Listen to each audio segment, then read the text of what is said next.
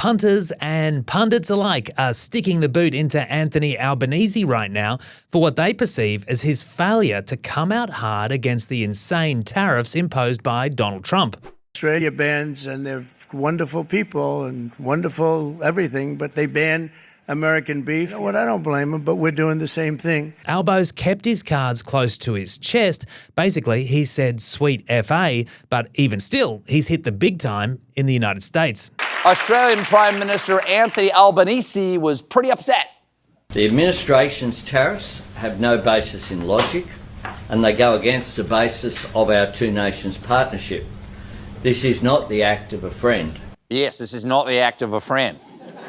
FYI, The Late Show with Stephen Colbert is one of the highest rating late-night talk shows in America. This is the act of a poisonous spider, or a poisonous snake, or a poisonous koala, or a poisonous labradoodle. Everything here will kill you. Look out, poisonous Prime Minister. Ah! I've heard worse Aussie accents. I got a fang on the back of one heel. My dad was a platypus. But look, there's no need to panic. I bet US presidents have much better things to do than sit around looking at the idiot box. I turned on the television. On television the other night. I watched him. I heard him on television yesterday.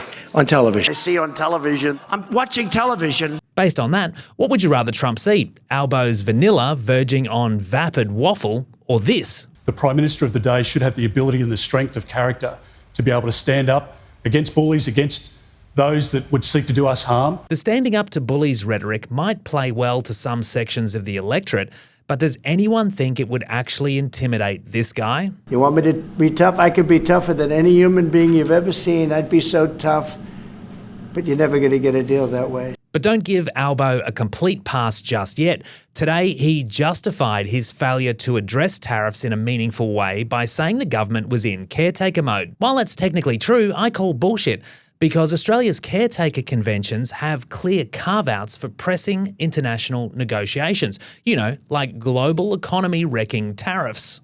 So while Albo's reluctance to weigh in on the tariff cluster is understandable, his explanation for it is piss weak.